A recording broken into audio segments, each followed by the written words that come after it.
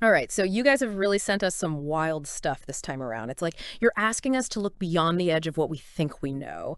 We've got cryptids, we've got these stories of unexplained encounters, we've even got, get this, stuff about the nature of reality itself. Yeah, it's pretty amazing the range of stuff we've got. I mean, there are these YouTube videos where people are sharing like firsthand accounts of their encounters. Right. And we've got these forum discussions where people are going deep into these paranormal experiences they've had. Mm. And then, to top it all off, we've even got a declassified CIA document to look at. Yeah, and it feels like you all are really interested in not just whether or not these creatures actually exist, Hmm. but like what it says about us as humans if they Hmm. do, Hmm. and like how our minds might actually be shaping reality. Yeah, absolutely. It's not just about proving or disproving whether these things are out there. It's about understanding what their presence or even just the belief in them tells us about, like, how we relate to the world around us. Yeah, totally. Okay, so let's break this down a little bit. Okay. A lot of the stuff you sent in is focused on these encounters with cryptids. You know, those mysterious creatures that just don't fit into any scientific explanation. Yeah. And one that pops up a lot, especially in those stories from the Navajo Nation, is the Skinwalker. Yeah. And the Skinwalker isn't just like a mythical figure. Yeah. It's really deeply embedded in Navajo culture and tradition. Hmm. And even the word itself, yehi, yahi, it carries this sense of taboo. Right. It's not something you talk about lightly. Hmm. And I think that fear, that reverence, it points to something more than just like a scary story. Right, exactly. Okay. And there's this video, Truth of Skinwalkers, stories from the Navajo Nation. Yeah. Viewer discretion advised, by the way. Yeah, definitely. But it's got these chilling firsthand accounts. Like one person describes these creatures as, quote, enormous hair-covered giants who were at least 8 feet tall. And they said they had bodies covered in thick matted hair and that their faces were this terrifying mix of human and animal features. I mean, it paints a really vivid and unsettling picture. Yeah. And it's not just like the visual descriptions that line up in all these stories. Mm-hmm. It's also the way they affect people emotionally. Mm-hmm. People who've had these encounters that talk about intense fear, panic, Yeah. but sometimes even like a strange sense of awe or wonder in the face of something that's just so unexplainable. Yeah, it's like the human mind trying to make sense of something that completely shatters our normal understanding of the world. There's this video, U.S. government hired me to hunt cryptids. Okay. What we found in Georgia in 2003 shouldn't exist. Oh, wow. And the narrator describes finding this abandoned car that was totally trashed. They say, quote, the vehicle was completely mutilated, windows shattered, tires torn apart, and long scratches along its exterior. But, and this is the crazy part, Right. there were 0 animal tracks anywhere. Wow. It's this combination of the strange and the unexplainable, made even more intense by fear and being alone, that makes these stories so gripping. Yeah, definitely. And these encounters always seem to happen in places where we already feel a bit vulnerable. Mm-hmm. Isolated places, the edges of what we know. Right. And I think being in that heightened state of awareness, mixed with the adrenaline and fear, can really shape how we perceive and remember these experiences. It's almost like our senses are amped up looking for an explanation for something to make it all make sense. But what's interesting is that it's not just skinwalkers people are seeing. Right. There's this whole range of cryptids out there, each with its own creepy characteristics. Yeah, and what's really striking is that certain details, certain patterns, they keep popping up in these accounts, even across different cultures, different time periods. Right. Like the description of the Pale Man from that secret cryptid hunting unit video you mentioned. Mm-hmm. It has these unsettling similarities to creatures from like totally different folklore traditions. Interesting. It makes you wonder if these are just people misinterpreting things they see in nature or if there's something more going on. Yeah. And it's not just the physical descriptions, right? Oh, right. It's the effect these encounters have on people. That feeling of dread, like you're being watched, that primal fear they trigger.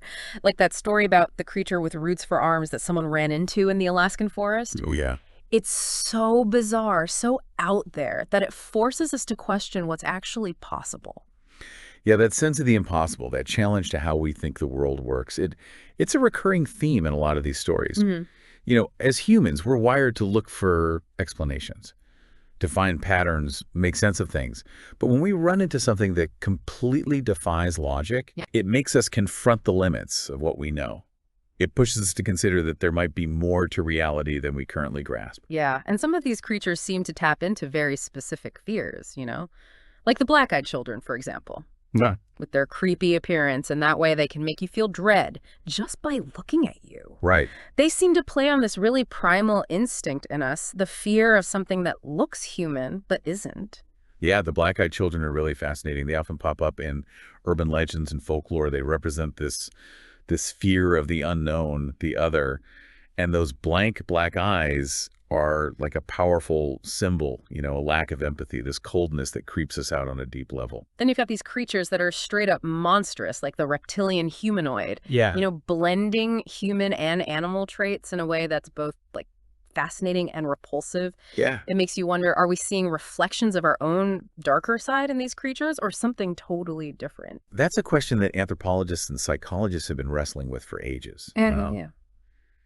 Are these creatures projections of our own anxieties and fears, or do they represent something real, something that exists outside of our cultural constructs? Yeah. Like the Wendigo, for instance, Right. from Native American folklore. It's often described as this creature with an insatiable hunger. And that hunger can be interpreted in like a literal way as a craving for flesh, but also metaphorically as a representation of greed, consumption, that destructive nature of unchecked desire. And the way the Wendigo is described physically, gaunt, emaciated, Yeah. it really drives home that idea of a hunger that can never be satisfied. It's a powerful image. And it makes you wonder if there are like Wendigo hungers in our own lives, Yeah, addictions, desires, or compulsions we just can't seem to fulfill. exactly. The Wendigo embodies those dangers of losing control, letting our base instincts rule us. And that's a theme that runs through a lot of these cryptid encounters. They force us to confront our vulnerabilities, our fears of the unknown, and maybe even those darker parts of ourselves. It's like they're holding up a mirror to our individual and collective psyches, showing us the things we might not want to admit are there. And that brings up a really interesting question. What if that mirror is more than just a reflection? What if, like some of the stuff you've sent suggests, our minds actually have a more active role in shaping the reality we experience? Yeah, and that's where that CIA document you sent in, the gateway process, really throws a wrench into the works. Right. We go from this shadowy world of cryptids to something that feels even more mind-bending. The gateway process was a CIA study that dove deep into human consciousness and altered states of perception. Okay. And what's so fascinating are the techniques they explored and the idea that reality might actually be like a kind of holographic projection. Hold on. A holographic projection. Yeah. You're saying the world is like a giant 3D movie that our brains are creating? That's putting it simply. But yeah, the basic concept is that what we think of as reality might not be as fixed and objective as we tend to believe. Okay. The study looked into things like deep meditation, hemisphere synchronization, and visualization. Right, yeah. All these methods for changing brainwave patterns and potentially changing our perception. So you're saying if I meditate really hard, I could like change the channel on the universal TV and see a totally different version of reality. It's not quite as simple as changing a channel, but yeah, the study suggests that our minds are way more powerful than we give them credit for. Interesting. The line between what we see as real and what we create with our minds, it might be a lot blurrier than we think. That's a lot to take in. But how does this connect back to the cryptids and those strange encounters we were talking about? That's the big question, isn't it? If our minds can influence reality, does that mean we're somehow bringing these creatures into being through our fears and beliefs? Or are we just more likely to see them when our minds are in an altered state? So are we like conjuring these things up with our anxieties? Or are they already out there just waiting for us to tune in to the right frequency? That's the crux of it. And there's another fascinating point in that video about the CIA document. Okay. It talks about how our minds are constantly projecting interpretations onto everything around us. Okay. This simple example of like seeing a piece of paper. Even something that mundane, they say, is filtered through our perceptions and biases. Right. They say, quote, your mind is constantly projecting interpretations about everything around you. It's a constant process of making sense of the world. But that process can also lead to us misinterpreting things. So even something as ordinary as a piece of paper is being colored by our own unique lens. Exactly. And if that's true for everyday objects, Imagine how much more potential there is for distortion when we come across something truly unfamiliar, Hmm. something that challenges our whole framework of reality. Like a blurry shape in the woods, combined with a good dose of fear and a mind that's primed to see something monstrous. Hmm. Could that explain some of these cryptid sightings? It's a thought-provoking idea, and it brings up another question that goes beyond just individual perception. Hmm. If reality is kind of a consensus reality, like we're all contributing to this shared experience, then what role do shared beliefs and collective consciousness play in how these creatures manifest? Could the stories themselves be helping to bring them into existence, or at least making us more likely to see them? It's a mind-bending concept, Yeah. but one that's been explored by philosophers and physicists. Hmm. The idea of a collective unconscious, a shared pool of beliefs and archetypes, has been around for centuries. And quantum physics, with its emphasis on the observer effect, it kind of lends credence to the idea that consciousness might have a bigger role in shaping reality than we traditionally thought. Yeah. It's almost like those campfire stories and local legends about cryptids aren't just entertainment. Yeah. They could actually be shaping the world around us. That's a chilling thought. So, on the one hand, we've got these potentially real creatures lurking in the shadows. Hmm. But on the other hand, we've got this idea that our minds, individually and collectively, might be shaping the very fabric of reality. It's a lot to process. It is. And it forces us to ask some really profound questions about our place in the universe, the nature of reality, and the power of belief. It really is a lot to process. And when you start talking about the power of belief, you can't ignore the potential consequences. A lot of what you guys sent in highlights not just the wonder and awe of these encounters, but also the very real dangers involved. Right. It's not always just about physical danger either. It's the psychological impact. That feeling of unease that lingers, the feeling that you're being watched, the way these encounters can really shake your sense of safety, even in familiar places. Yeah, that feeling of being hunted, it's primal. Hmm. And it goes beyond just a physical threat. It's about how these creatures, or even just the belief of them, can disrupt our sense of security on a psychological level. Absolutely. It makes you think, if our minds really are powerful enough to influence reality, could our fears also manifest in negative ways? Could we, without realizing it, be drawing these creatures to us, or at least making ourselves more vulnerable to encounters just by focusing on the potential danger? It's a chilling thought, and it's something that comes up in several of the sources you sent, like that video, I Killed a Skinwalker, real horror stories from the reservation, viewer discretion advised. Yeah, I watched that one. Intense. It talks about how there's this taboo surrounding skinwalkers, how even saying their name is believed to attract their attention. It's like the name itself has power, a resonance that can ripple through reality. Right. And the video also mentions how skinwalkers are drawn to negative emotions, fear, anger, despair. It's almost like they feed off that energy, which is a pretty unsettling concept. Yeah, it is. That idea of creatures feeding off negative energy isn't new. It pops up in folklore and mythology all the time. It suggests that our emotional states can make us more or less vulnerable to these encounters. It's not just what we see, but how we feel, what we're putting out into the world. Exactly. It's not just about running into something strange in the woods. Hmm. It's about the baggage we bring with us to that encounter, the fears, the anxieties that might make us more likely to see something monstrous, even if it's just our own mind playing tricks. Right. And that vulnerability can go beyond just the individual. Hmm. A bunch of the things you sent talk about how entire communities can be affected by the presence or the perceived presence of these creatures. Yeah, like those stories about the Wendigo in the Appalachian Mountains. It wasn't just one person who claimed to have seen it. It was multiple people over a long period of time. And the fear that it generated, it actually had a real impact on the community. It changed how people behaved, Yeah. created this atmosphere of paranoia and distrust. It's like the fear itself becomes contagious, spreading from person to person, amplifying anxieties, and creating a climate where these creatures can thrive, even if they only exist in the realm of belief. Right. It makes you think about mass hysteria, collective fear. How much of what we experience is shaped by the beliefs and anxieties of the people around us? If enough people believe in something, could it actually gain a kind of reality, even if it started out as pure fiction? That's a question that's been debated for a long time. And it's even more relevant now with information and misinformation spreading so quickly. The stories we tell, the images we share, they all contribute to this kind of visual mythology that can make it really hard to tell what's real from what's not. And that blurring of the lines, it can have real-world consequences. It can lead to fear-mongering, people taking advantage of others' anxieties, even to harmful actions. Definitely. It's important to approach these stories with a healthy dose of skepticism. Absolutely. We need to be aware of our own biases, how our personal experiences and beliefs can shape what we see. And we have to be mindful of the potential for manipulation, people using these stories to push their own agendas. Right. But being skeptical doesn't mean shutting down the possibility of the unknown. No, not at all. It means approaching these encounters with critical thinking, evaluating the evidence, and being open to the idea that maybe our understanding of reality isn't complete. Exactly. And that's what makes this whole deep dive so fascinating. Yeah.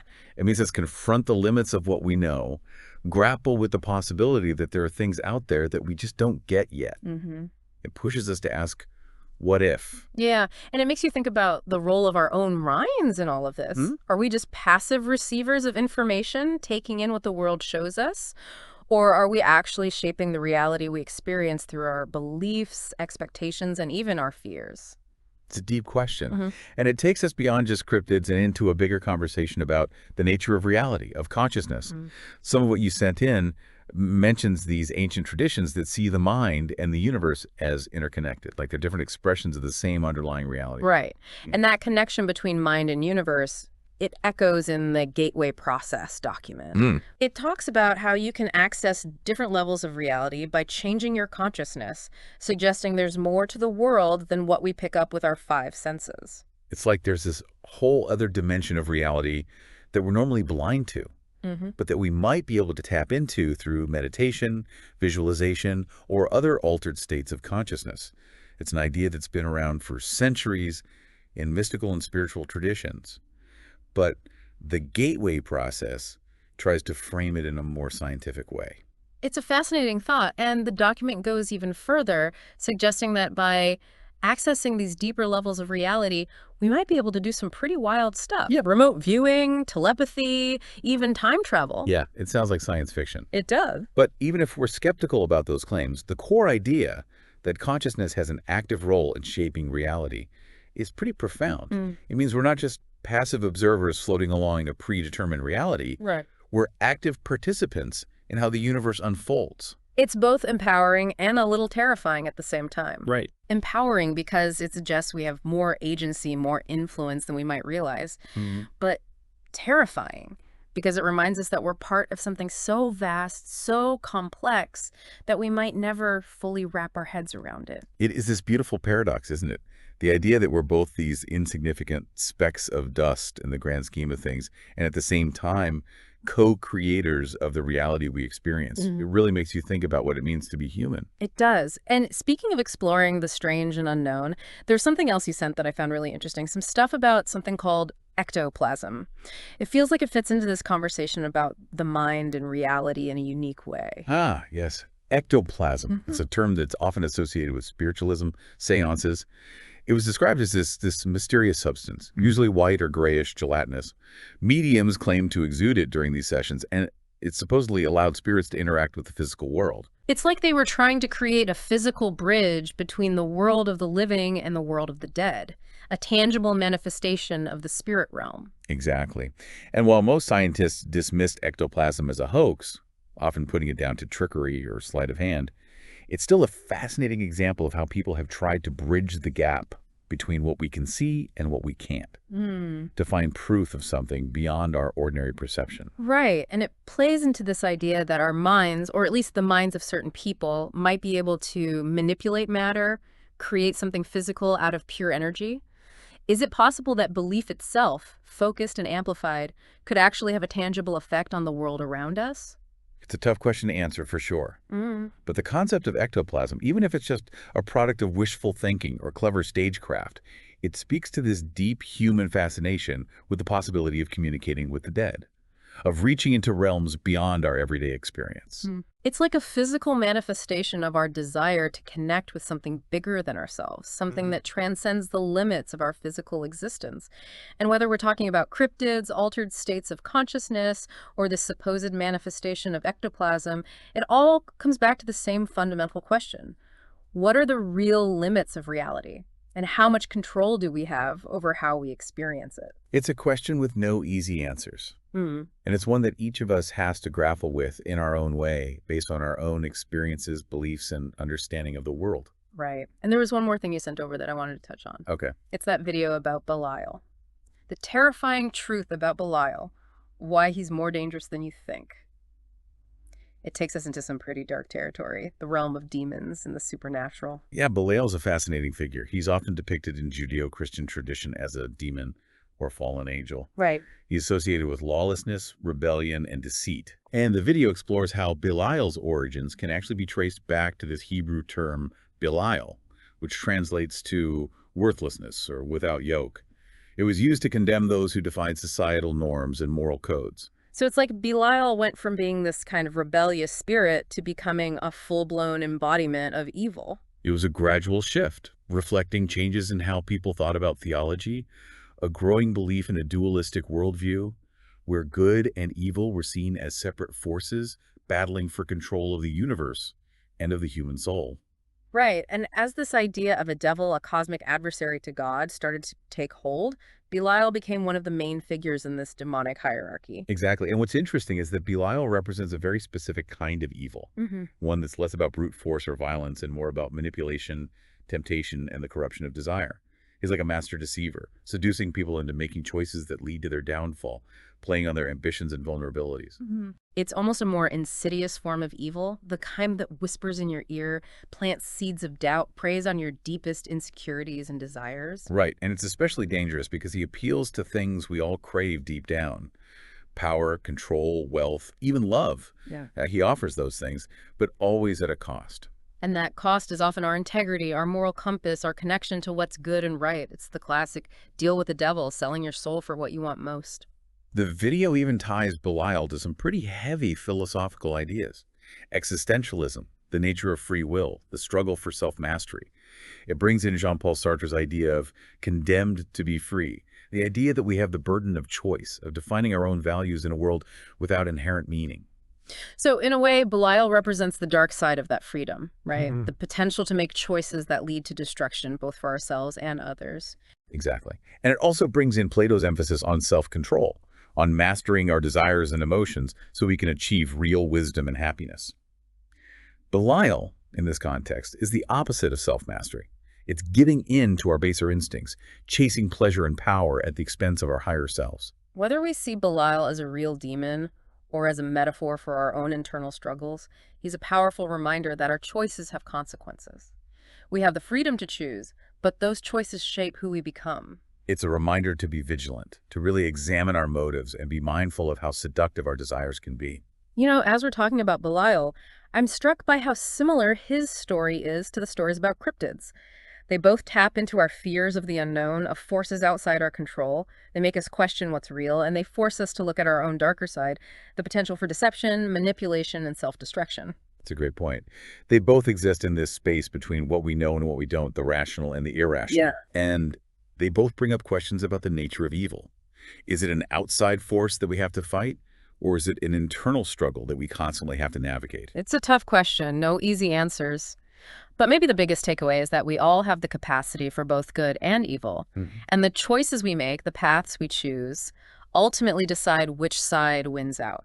It's a reminder that we're not just, passively waiting for fate to happen. We're active players in shaping our own destinies.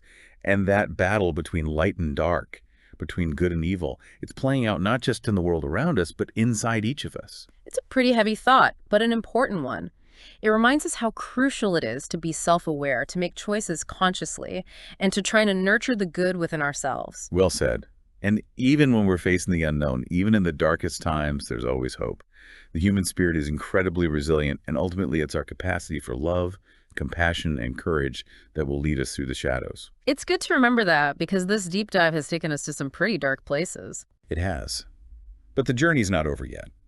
There's still one more thing you sent that I think we should talk about. It's a story that touches on both the wonder and the terror of the unknown. And it brings us back to that question of how our minds might shape the reality we experience. You mean the one about the CIA document and the holographing universe? That's the one. And it's a fitting way to end our exploration because it reminds us that the search for truth, that quest to understand the nature of reality, it's an ongoing journey. It's full of twists and turns. And it's a journey we're all on together, no matter what we believe or what we've experienced. Exactly. So let's dive into this final source and see what insights it has to offer about the nature of reality, the power of belief, and the potential of human consciousness. All right, so we're back with the CIA document, The Gateway Process, declassified back in 2003, and it's been causing a stir ever since. It lays out all these techniques designed to change consciousness and maybe even expand how we perceive reality. It really is a fascinating document, blending these like ancient spiritual practices with a more scientific approach. That video, CIA document, that literally explains how reality works, Gateway Process, does a good job breaking down these techniques. Things like deep meditation, hemisphere synchronization, visualization. The CIA was looking into using them for espionage, intelligence gathering, even like influencing what other people think and do. It's like something straight out of a spy movie. Yeah, it does sound a bit far-fetched, but the video also suggests that there could be like a real scientific basis for some of this stuff, especially when you look at quantum physics. Yeah, quantum physics, it's turned our whole understanding of the universe upside down. It shows us that reality is way stranger and more interconnected than we ever thought. Right. Particles can exist in multiple states at once. They can be entangled across huge distances. And just the act of observing something can actually change the outcome of an experiment. So you're saying that our consciousness, the fact that we're observing the world, could actually be playing a part in shaping the reality we experience. Yeah, that's the idea. The universe isn't this fixed, objective thing. It's more like this fluid, dynamic field of possibilities. And those possibilities collapse into what we see as real through the act of observation. Okay. It's like that old philosophical question. If a tree falls in a forest and no one's around to hear it, does it make a sound? Right. But in the world of quantum physics, it might be more accurate to say that the tree exists in this superposition of states, both fallen and not fallen, until someone actually interacts with it. So until someone observes it, the tree is both down and standing at the same time. That's even weirder than I imagined. It's a tough one to grasp, but it really challenges the way we normally think about how the world works. And it ties into that whole holographic universe idea. Okay, hold on. Holographic universe. Break that down for me. Think of like a 3D image, a hologram. Every point on that image holds information about the whole object. In a holographic universe, every single part of reality, even our own minds, could hold the key to understanding everything that exists. Wow. It's like our brains are these little receivers picking up signals from this cosmic internet. So you're saying that the techniques from the gateway process, like the deep meditation and hemisphere synchronization, could be ways to kind of fine-tune those receivers, allowing us to access information and perceptions that are normally out of our reach. That's one way to think about it. These practices, even though they come from ancient traditions, could be seen as ways of tapping into this deeper level of reality, a level that's beyond our five senses. And the document even suggests that by accessing these deeper levels, we might be able to do some pretty extraordinary things. Remote viewing, telepathy, time travel. I mean, it's mind-blowing, but also a little scary, to be honest. Yeah, I think it's healthy to be skeptical about some of those claims. Yeah. But even if we put aside those more out there possibilities, the idea that our consciousness could actually be shaping reality, that's pretty revolutionary. It's like saying we're not just passive observers, just floating along in a reality that's already set. We're actually taking part in how the universe unfolds. Exactly. And that perspective can be both empowering and really humbling. Empowering because it suggests we have more agency, more influence over our lives and the world around us than we realize. But humbling because it reminds us that we're part of something so much bigger than ourselves, something that we may never fully grasp. Yeah, it's this beautiful paradox, isn't it? We're insignificant, but also incredibly significant at the same time. It really makes you think about what it means to be human. It does. And it reminds us that this quest for understanding, this search for truth, it's an ongoing journey. There are always more questions to ask, more mysteries to explore. And maybe that's what makes life so fascinating. It's about being okay with not knowing everything, recognizing the limits of our knowledge, and staying curious. Who knows what incredible discoveries are just waiting for us out there beyond what we think we know now. Exactly. The universe is full of wonder. And our capacity to be amazed by it, to question it, that's what keeps us searching, exploring, pushing the boundaries of what we understand as humans. So keep asking those questions. Keep exploring. Keep an open mind. The answers might surprise you. Couldn't have said it better myself. And that's a perfect note to wrap up this deep dive on. Thanks for joining us on this wild ride into the world of cryptids, consciousness, and the mysteries of reality. It's been a pleasure exploring all this with you. Until next time, keep questioning, keep searching, and never stop wondering.